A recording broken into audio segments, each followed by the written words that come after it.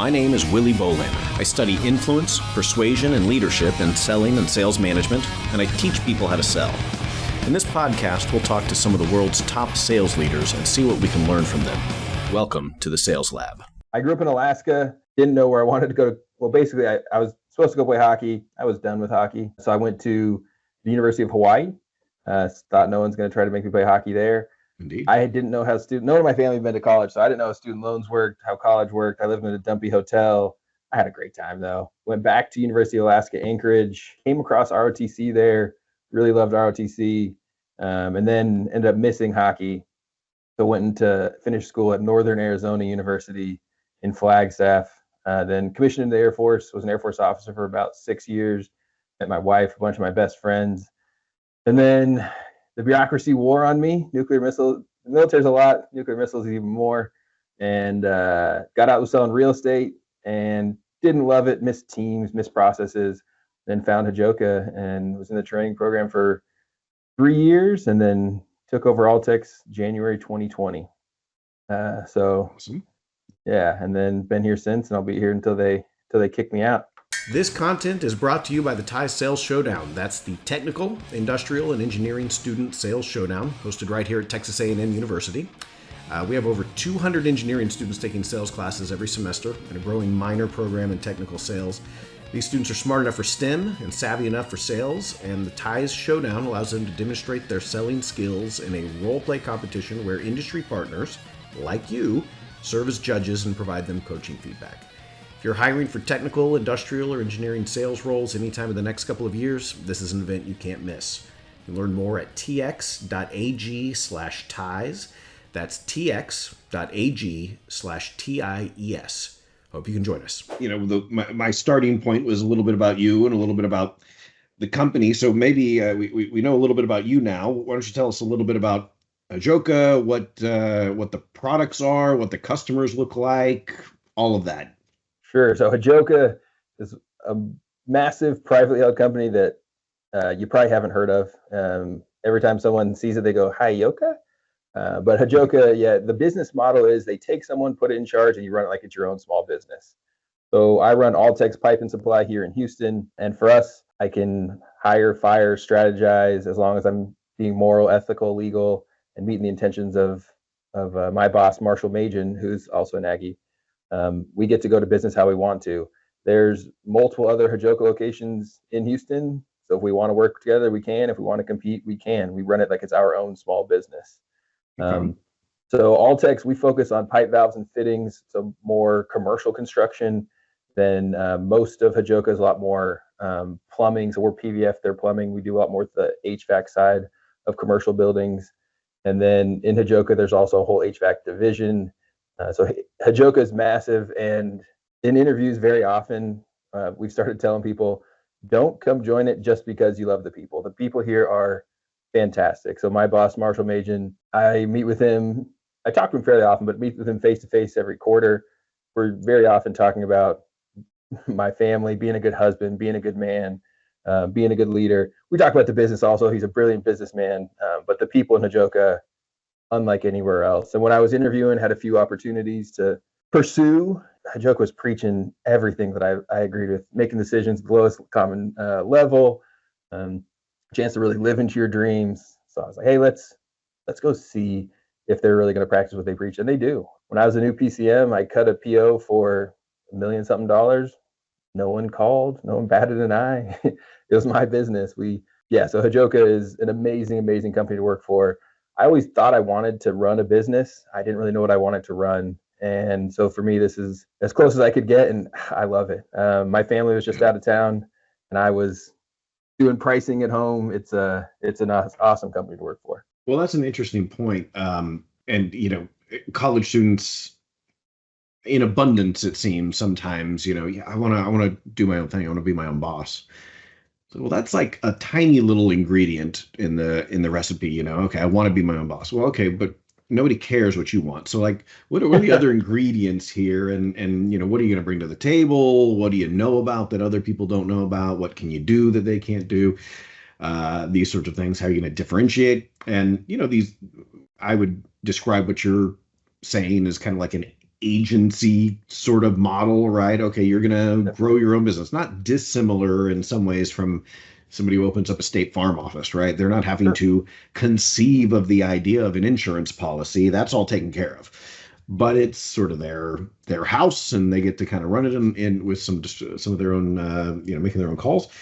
But I think a lot of these folks that say I want to start my own business and do my own thing probably have something more in mind, like what you just described, than I want to build something from scratch. Because it turns out building something from scratch is very difficult, if not, impossible. For you to think, okay, well, how do you just create a product? How do you go into production? Where are you going to borrow all this money from? Well, okay, maybe we take that out of the equation and we can build a unit within a business, kind of an intrapreneurship type of a thing. It ends up being a pretty sweet gig. So, okay, so you like it. In terms of the products and what you're selling, can you walk me through in a little bit more detail? So pipes, pipe fittings, I heard that. I heard a couple different verticals, maybe HVAC, maybe commercial construction.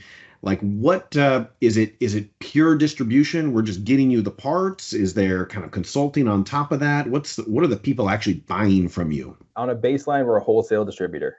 So we're buying material and selling it for more than we bought it for, hopefully. But that's what everybody's doing, of course. Our focus here, and why I think all Tex is probably more technical sales than some other areas in Hajoca. There's a lot of added layers of complexity on our side of the business. So you're thinking pipe, valves, and fittings. It's a tube. It's got a hole through it. How hard could it be? There's a lot of different requirements and engineering specs. And so our team, we really pride ourselves on, we dig into specs and we really understand specs, and then go out and try to influence engineers, influence customers in ways that hopefully are different than others. So a lot of our competitors, hey, you get sent a bill of materials. Here's the bill of materials. They'll price it up. They'll send it to you. Our foundation for our sales team is to be able to take a look at that bill of materials, understand the specs, and see what else can we offer them. There is new technologies that are coming out all the time. There's technologies that have been around that people haven't adopted that we can help introduce people to. We have a lot of commodities in our business. We pay a ton of attention to the commodities markets. So if a customer has a job that's going off now or bidding now, we know it's not going for 4 months. We're paying a lot of attention to the copper markets, the steel markets, and understanding we can price this different than everyone else because they're going to price it on what they're seeing today. They're not digging into the same level we are. But for me, technical sales is just an added complexity that is a huge advantage in my mind. When there's added complexities to sales, it's more areas for you to go dig in and find a way to win and add value. Often it's a harder grind. You're going to have to go farther than others will go. One of the principles I believe in and I coach my team on a lot, especially we hire a bunch of young Aggies, and they'll come in, of course, for some reason, every Aggie wants to go to outside sales. I don't know if you guys coach that there, but as we're coaching them through every phase of the business, one of the principles is you can't, let's say there's 5 key parts of being an elite outside salesperson. You need all 5 levels to be at a passable place. And once they're all passable, then we start focusing on strengths. And in a more technical field, those strengths, you can dig in a ton and find really, really deep added value. I've helped some of my customers, less technical, but it's on building their business in ways that others haven't built. So I've helped them with understanding recruiting, understanding marketing. So we totally changed their marketing plans. Other teammates and other customers will go dig in and say, hey, right now I see you have all this as copper. I can get you a better deal on stainless and you're going to save a bunch of money.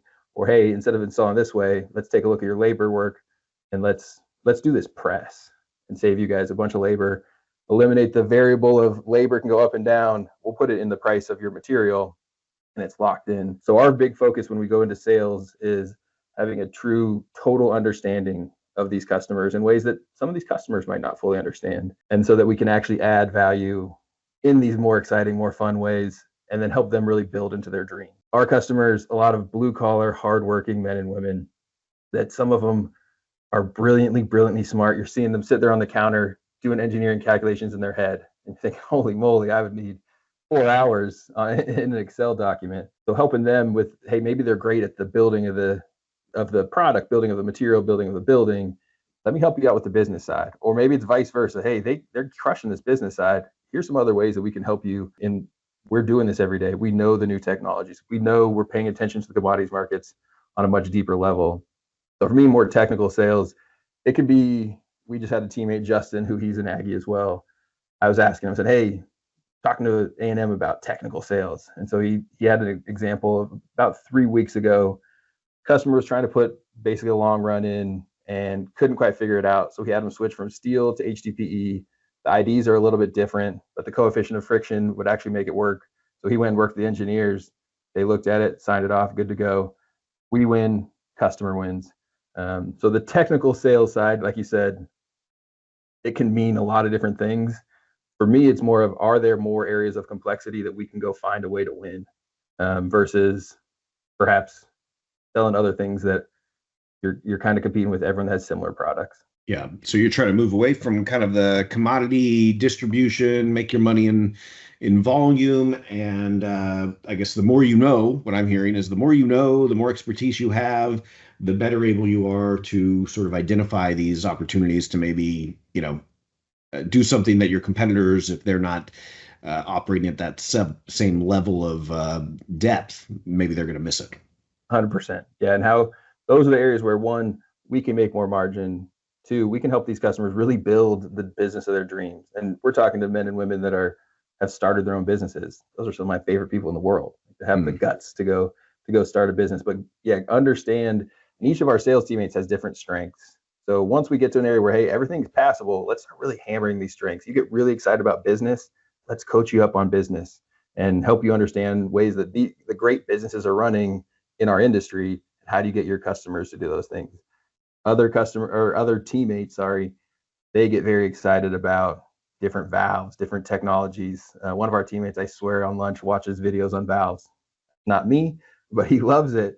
So then with his customers, he's really getting into the different opportunities there, and that's where he wins. And each teammate, it's a little bit different. Where are their strengths and passions? And with that, every single teammate that comes in, especially from A&M, like I said, they want to do outside sales. So I always coach them, be open to where your passions lie, where your strengths lie, especially coming out of college. I didn't know what I really wanted to do. The Air Force told me, which was nice. But go find where those lie and be open to learning, for sure. And so in a typical sales process, if you think about kind of becoming aware of an opportunity to fulfilling that opportunity, can you walk us through that from kind of start to finish? Sure. So in the beginning, I think we're very similar to a lot of our competitors. Idea and opportunity, you qualify them, you meet with them, understand what they're doing. From there, though, I think a lot of our competitors, they want to go find decision makers. We want to find people that we can be our allies. We want to truly understand this business.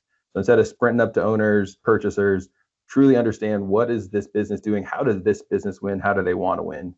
We start having those allies. We want to earn an opportunity with them, and no matter what, you smash that opportunity. So the first 2 years when I got here, I focused on our operations team. Our operations team is elite, and our sales teammates can promise crazy things, and we make them happen. So you make sure you smash that opportunity, and so you can earn more opportunities. And we have different phases that we have each customer in. And so our goal here for our sales team is to get each of our customers into the optimal sales group. There's some of these customers I don't want to get super aligned and in bed with. Their culture doesn't align with us. Maybe I don't have high hopes for their business futures. We kind of stop them at one phase. Others, we want to move all the way along to those highest phases. So a lot of conversations with me and the sales teammates together on how do we move them along the line. But the whole time throughout this, really understanding our customers, what are their currencies, what matter to them, this business of their dreams they're trying to build, how do we help them build it? And so you're really learning the business a ton throughout. So probably a little slower to get up to speed. I think longer term, it's a much higher ceiling move of truly a deep understanding of our customers, what makes them tick, how do they win, and how can we use our strengths and things that they don't even know we can do to help them win. And maybe taking a step back here, you mentioned finding ways to help your customer with their marketing. I mean, can you walk me through what you mean by that? So yeah, I had a customer that I actually saw some of his marketing on Facebook, and it was terrible. It was basically his name, his company, and like Happy Halloween. And I was a realtor for a while. I'd done some Facebook marketing at the time. So we went and laid out a plan of, hey, who are you targeting? What do you want them to see? What do you want them to know? Some basic marketing stuff, and changed his Facebook marketing. And over weeks and months, we really started narrowing it in, targeting it more and more. He just had never thought about it. He said, I'm supposed to have a Facebook marketing plan. So he paid someone $18 a month and they would post Merry Christmas. Nonsense. Yeah. Yeah. And so helping him really understand, who are we targeting? The marketing stuff, I'm sure all your students are learning there. And then, yeah, basically helped him build, what does that look like? And now it is fun. I'll still see his ads and I'm so thankful. Okay. It doesn't just say Happy Hanukkah. Indeed. Okay. Yeah, that makes sense. My last job before coming back to school and never leaving was selling accounting services. And I like to sort of half joke with the students that, it was great because we never actually talked about accounting services because the people if they knew a lot about accounting, they'd do it themselves. The small business owners, and that was a lot of it, kind of like what you're describing. They just want it done. They want to know that it's not done illegally. They want to know that it's not going to cause them any problems. That if they call us, they can get their an update on where they're at financially. And, so the really job is walking around talking to entrepreneurs about what they're trying to do and how it's going, right? and how much they hated that they have a shoebox full of receipts and they don't know what to do with them. And ended up being I think a much more interesting, pleasurable job than maybe people would think when you say, well, I sold accounting services. And I go, is that even a job? What do you mean?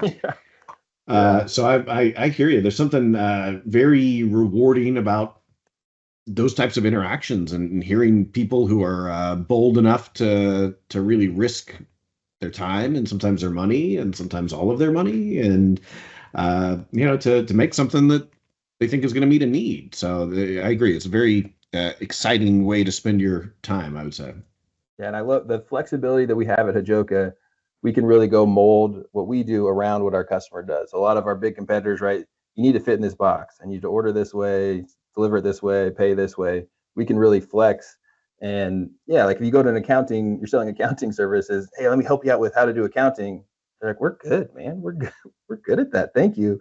But you really go understand their business. It's like, oh, you guys are great at accounting. You're struggling over here. We have teammates that are great at that. We're really good at this. Let's work together. And it's fun. I talked to we have a lot of young teammates here, and especially young teammates. Initially, it's money, money, money. Hey, how much money can I make? Money's great. Big fan. But I've talked to a lot of them about, like, as you get a little bit older, there's some other itches you want to scratch. You're going to want some different challenges. If you keep running around playing the lowest price game, it's just, one, you probably won't make as much money, but two, it's not that exciting and fun. Trying to think a little bit further down the line. Good. And so I'm bouncing back and forth. I apologize, but back to, when you're working an opportunity through, are these often people that you already have relationships with, or are these kind of cold, brand new relationships, or a mix of both? Or definitely a mix of both. So when I first got here, our business was struggling, losing money, hand over fist. So we were calling on everyone in Houston. It's the best market in the world to sell pipe, valves, and fittings. We cut it really down a lot. Had a lot of conversations with customers of, hey, we're not very good at this. We'll come back to you when we are good at it. We really narrowed it in on fewer customers, and we've been very intentional about growing that. So now we have a plan for part of our teammates. They're doing not a bunch, 10 cold calls a week. There are younger teammates trying to learn what that cold calling looks like. No one likes cold calling. It stinks. But after some practice, you get to what your voice sounds like. And we coach that a lot of, don't say what I would say. It'll sound forced. It won't work. But most 85%, 90% of our work, I could go do the math, is with customers that we know and have known for a long time. So customers we've been dealing with for well before I was here. They've been around well before I was here. They'll be around well after I'm gone. That is much more of what we're doing. But there's so many opportunities in Houston. We need to be intentional about going and discovering those. So we have an intentional process for identifying those, having outside teammates go meet with them. But massive, massive amount of our work is with customers we know well, known for a long time. And when you are selling, it's often just you by yourself. It's often you with a team of other people. Who are the other people in the room that you sometimes have to tap on the shoulder? On our team, on our team. So we do things a little bit different. Classic wholesale, you have outside sales teammates. They will send things to get written up to inside sales teammates. You just kind of send it into a pit. And some big customers will also have like a pricing team. we have teammates that work together. And so one of our teams right now is Bryce, Janella, and Mac. We're all Aggies. And so they know and strategize about their customers together. One thing we actually designed this for was mental health. When I was in outside sales, when you went on vacation, you were not on vacation very much. So with this plan, hey, Bryce wants to go on vacation. That's great. Janella and Mac know everything that's going on with the customers. They know them well. You can actually get some separation. He might get a phone call, but he can be confident saying, hey, Mac, you got this. So our teams work together in that mode of basically their sales teams. And we feel like it's a higher ceiling opportunity. But we also have a purchaser here, Jonathan Dempsey, who's an Aggie as well. So he is very involved in sharing what's going on in the commodities markets. Things have been a little nuts in the copper market, like the rest of the market lately. So he's very involved in that. And every one of our teammates, boy, girl, 18, 75, they start in the warehouse. You work through the warehouse, earn the trust and respect of the team. And our warehouse is very involved and communicates a lot with our sales team. But actually, when I first got here, there's an upstairs and a downstairs to the building. The sales was up, ops was down. Now everyone's downstairs. We're rubbing shoulders, rubbing elbows, and talking a lot more and communicating a lot. So our team, it's a small team. We have 23 teammates now, 22 teammates, but we really try to embrace that. And I think when you're around other groups of the team, it's easy to give them a little bit more grace. So we have ops team. Yeah. And then other than that, some counter teammates that are basically inside sales teammates as well. They do all the same things, but also have some counter facing opportunities. Yeah, around here, we try to have everyone wear as many hats as we possibly can. We're all fighting for profit sharing. Profit sharing is the lifeblood here. As we're growing really fast. We're having to start specializing a little more, but I'm fighting against it. I feel like there's this synergy of us all doing the same thing. So the sales guy hops up, pulls an order, inside teammate runs and something out to a customer. But yeah, for us, sorry, I went way off your question. No, it's good. The outside sales teammates, they are outside alone very often during the day, but they're talking with their inside teammates 20 times a day, I would say. And so it's and you were describing kind of team, like the one team of 3 people. That's an outside salesperson, an inside salesperson, or those are all outside, or? So Bryce is technically an outside sales teammate, and Janella and Mac are inside sales teammates. Okay. And they're fixed, like that doesn't change from opportunity to opportunity. And so that's part of the idea with the teams as well is, so Bryce and Janella have been working together for a long time. They are vastly different. And there's certain customers that Janella just clicks with in ways that Bryce doesn't. So there's certain customers that Janella's expected that, hey, you go out, you're reaching out to these customers, getting to know them. Really for them, their team goal is to hit these sales expectations and optimize with these customers. And so they can use the pieces how they want to use them. Mac right now is in inside sales. He's one of our trainees. And so he'll have another about year-ish in inside sales. And then he's, like all you Aggies, hoping to go to outside sales. And so we're hoping to push him through to that phase of the program. You brought up this word complexity, which is one that I think is coming up in all of these conversations I'm having with people. That, okay, well, what is technical sales? Well, it's sales that involves one or more added layers of complexity, right? And it could be, the product is, custom engineered for each opportunity, and that's complex. It could be it's a complex supply chain and a lot of relationships to try to juggle and keep track of, and that's where the complexity comes from. You described, just knowing enough about the products and what they're capable of, that you might be able to recommend new uses or new parts for a customer's current operations that might help them. Is there any other type of complexity that comes into technical sales in your setting? I think for us, supply chain is massive, as it is, I'm guessing, with many. But our sales teammates are expected to understand supply chain very thoroughly. How the Hajoca model works is when we're borrowing $1 from our owner, we're paying investment fees on it. Those investment fees come out of our profit sharing. So we fight to keep those as minimal as possible. And so I think the supply chain, the commodity, and for us, one of the big pushes that I think is different is that business expertise. There's certain customers that they don't have it. And it's just a way that we can add value to some of these customers in ways that I think others maybe can, but they don't even think that way. It makes it a little more technical. It makes it another layer of complexity. But yeah, for us, kind of like you said, a lot of those same things that everyone else was saying, add to layers of complexity. For the basic understanding, you need to know basics of the product. Our vendors have a bunch of amazing capabilities. You need to understand what those capabilities are. We had one example where one of our vendors, it turned out, this isn't super complex, but they had a scholarship program for plumbers, and I was selling to plumbers at More Supply. No one ever applied for it. We had all our plumbers apply for it, and their families are winning scholarships. So basically, for us, yeah, having a total business understanding, team understanding is kind of what adds to the technicality. Really, the most technical side for us, though, is that understanding piping, understanding how the buildings are going together, understanding that when you change, you have a normal LD 2003 butterfly valve and you switch it to HVP, you need spacers, all these things that if you don't pay attention and understand these things, our customers are going to get slowed down, things are going to break, and it's going to cost someone a lot of money. So that's the foundation of the technicality parts of it for us. Good. So the details matter. Details matter a ton. That's, Indeed. Yeah.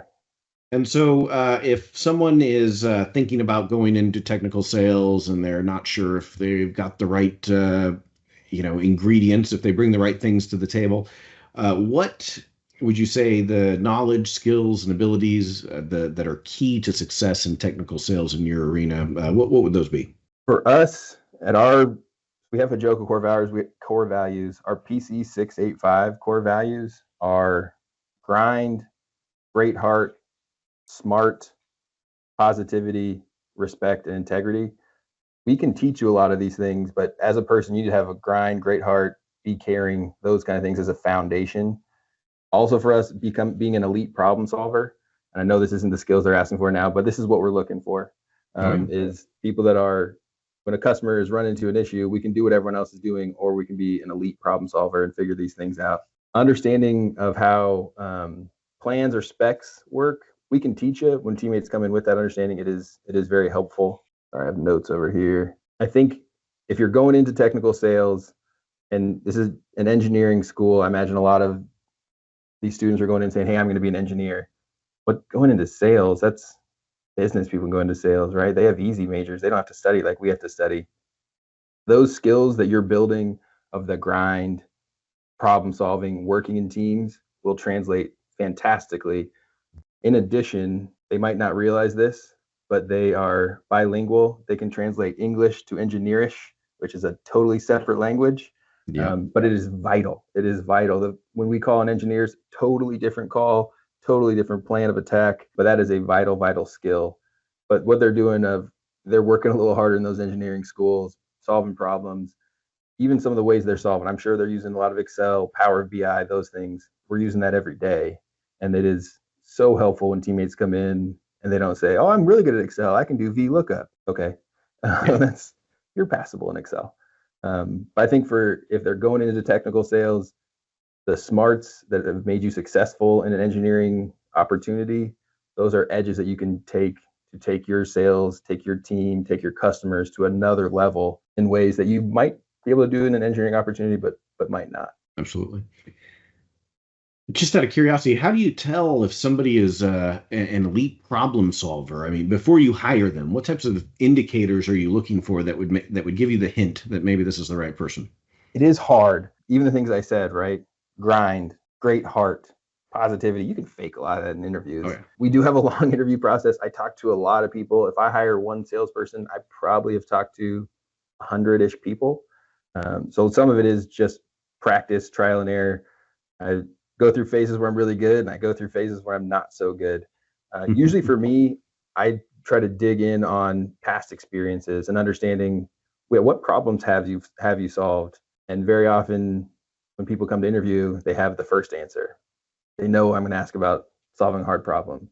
But then when they have to dive down deeper and deeper to understand what that actually looked like, what did they actually do? Did your team solve this hard problem, or did you? That's usually kind of in digging in, you can understand how much were they involved, how much was this problem solving. Also, anyone that has started their own business, that is a big plus for me. It is really hard. We have a couple of teammates that ran their own businesses through college, right after college. And those usually they have really quick stories of solving complex problems, consistently solving tough problems, figuring it out, finding a way to win. I wish there was a science to it, Mostly I have my list of questions and I kind of know where to dig. I've tried asking really off the wall questions. It hasn't been super fruitful. I've tried having them solve, answer, hey, how would you handle this situation? It's somewhat helpful. But usually the stories from their life, and you can tell as people light up in solving these problems. We're humans. We like solving hard things. We like doing hard things. Yeah. You can tell like, oh, and then this happened and you wouldn't believe, then this came up, and you can see, okay, you have that grit and grind where you're going to run into a wall 500 times and you're going to find a way over it. Well, you also said a magic word that caught my ear, which was translation, right? That we talk about that quite a bit with the students, that there are times where you have to go and being an adaptive, agile salesperson, you're going to have to talk, do the egghead thing and talk details and get into the weeds. And then, if you're talking to a CFO, just shut up. Let's get to the ROI, and let's, I'm not all concerned, about all of these details, maybe other details, compared to an end user who's maybe just thinking, is this going to be easy? Is this going to make my job harder? Yeah. Viscosity and temperature rate. Yeah. I don't care. I don't care about that. Is it going to be nice? Is it going to make me feel good while I'm using it? And it's tricky to do. It's tricky to turn it on and off, and from hour to hour, depending on how many meetings you're doing and all of that. But thinking specifically about engineers. Are there any types of engineers that you would say might be particularly well suited for this type of a technical sales role? For us, we have 4 ID majors. Industrial distribution does speak very directly to us. When I was looking through your majors, anything mechanical engineering, very, very helpful and speaks perfectly, where you can go and have these conversations with engineers. And like you said, being able to be adaptable. And initially with young sales teammates, we have a lot of conversations. I do weekly one-on-ones. There's a lot of conversations. We talk on the phone a lot, and that'll happen a lot. Hey, I got a chance to meet with the owner. I'm hitting this, and this. Hold on, bud. You got to have one quick executive summary, and hopefully he asks you some questions. But yeah, mechanical engineer, ID is great. You had another one on there that was like multiple. The multidisciplinary or something like this. Multidisciplinary. Okay. But we have psychology majors. I have a couple ag business, ag econ.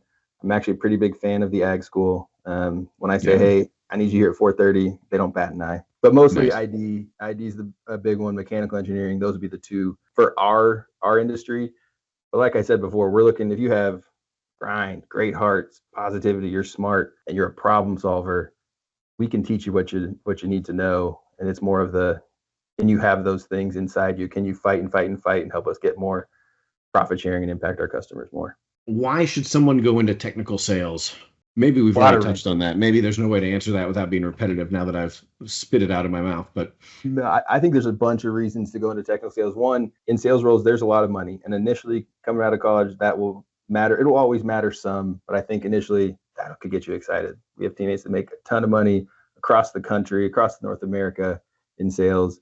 I think for engineers in particular, that problem solving that you're forced to do is going to give you an extremely high ceiling and a chance to go not only make a bunch of money, but really impact some of these businesses in ways that they don't even realize that they can be impacted.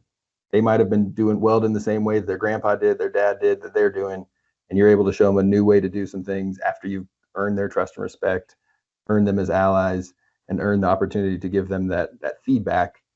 But as engineers, that problem-solving mindset, that mechanical brain that a lot of engineers have is a vital way to have just an extremely high ceiling. And I think the more technical sales are better opportunities for engineers.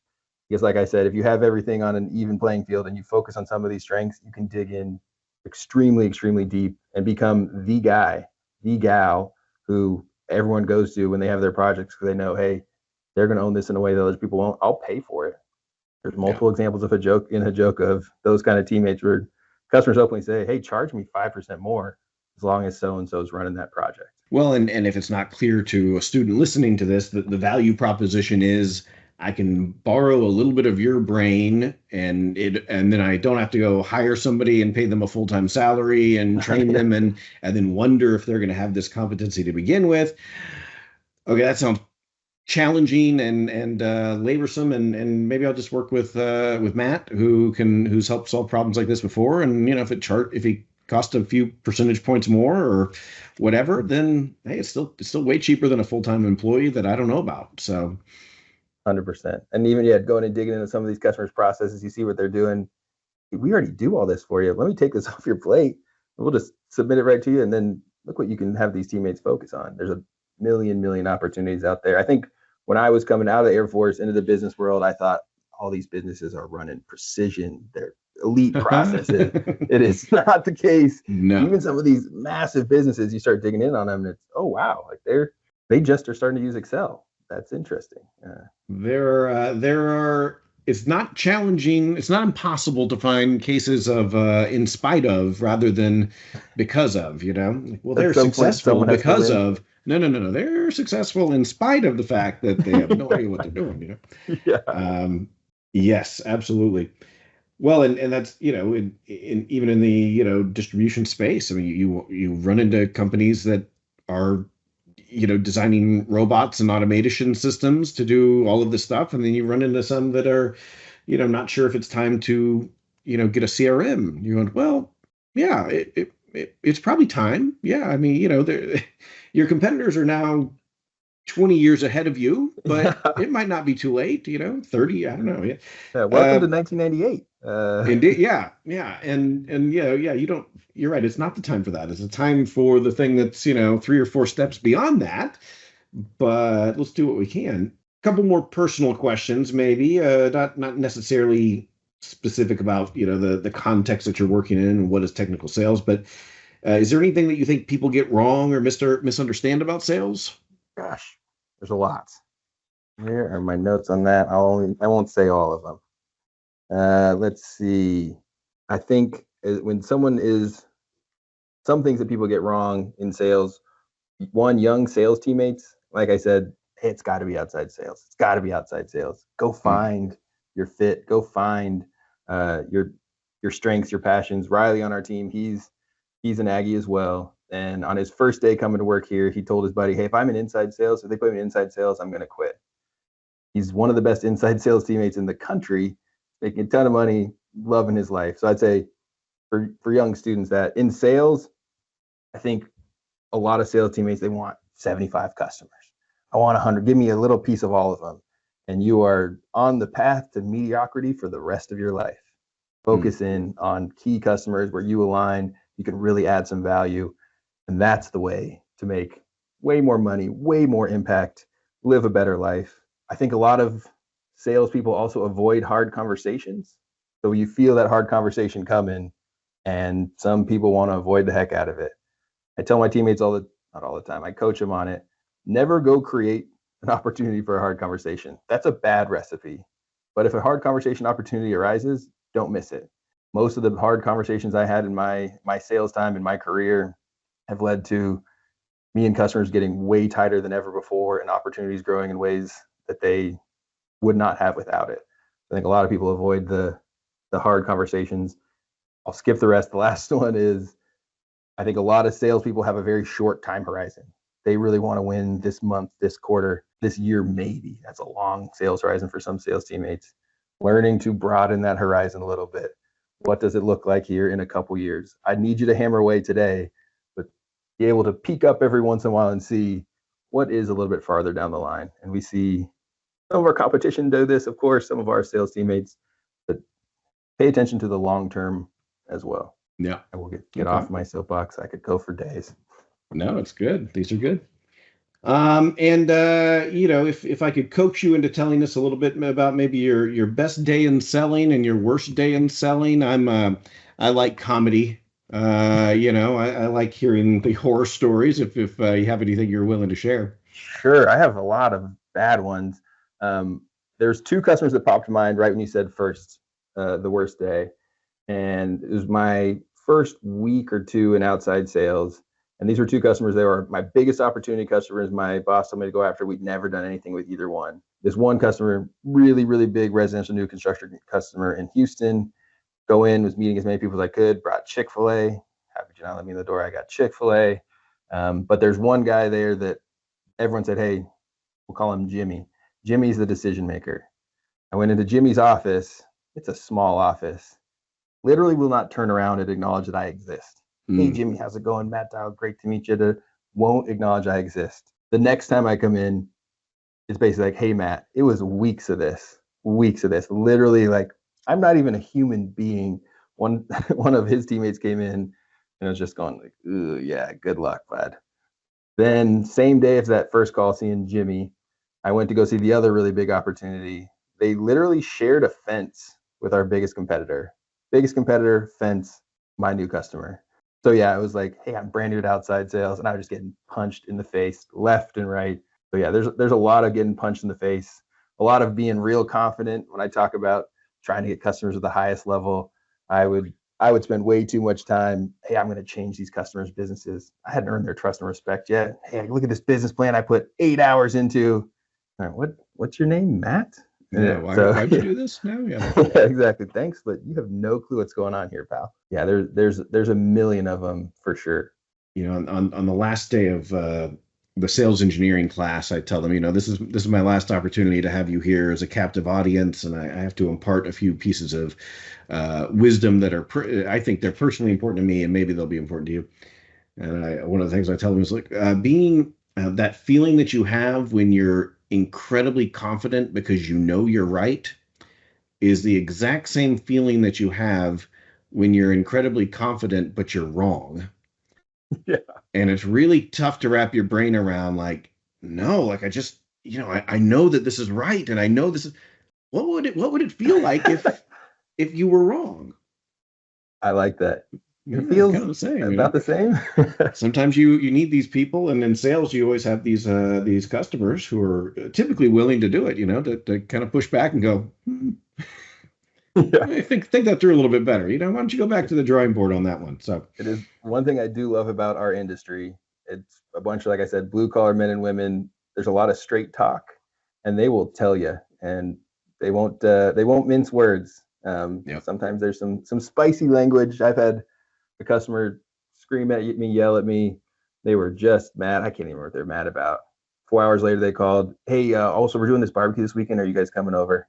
But great people, great people. But yeah, they don't mince words. Well, good. Well, I appreciate your time. I think we've covered a lot of ground, and again, we're just trying to make sure that the students know who Hajoca is and what technical sales can look like in all its different forms. And I think this will be really useful. Thanks for having me. I appreciate it. Great to meet you. I think especially for engineers, there's amazing opportunities in sales, and it's probably a little bit less traditional, but you can really impact some lives, impact some companies, some customers. My biggest challenge is go in to these interviews, think past money. You're going to get some offers that, oh, this one's $2 an hour more, this one's $4,000 more a year. Try to think past that a little bit. What is your life going to look like? Do you love super corporate opportunities? Go for it. That's a different thing. Do you really like smaller business opportunities? Is there someone there that's going to develop you? For me, development was vital in choosing Hajoca. I have amazing leaders that I call all the time. I got 2 calls during this from other PCMs. And so I think try to think past. It's really easy. It's like our customers. Well, this is the cheapest price on the bid. Yeah, but look how much we're going to save you overall. Look what it's like working with us. Yeah, getting comfortable with that 3 to 5 to 10 year timelines when you're imagining what comes next can be very, very useful. For sure.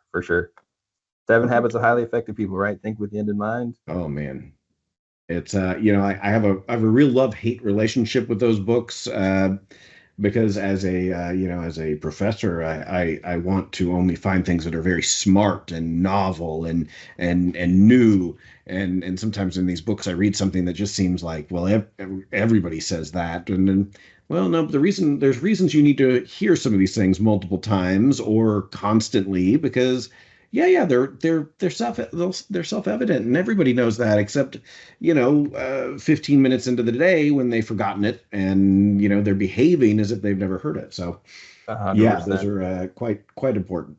With sales, we talk about that a lot. Of the business school answer is fun, right? This complex business school answer with tons of spreadsheets.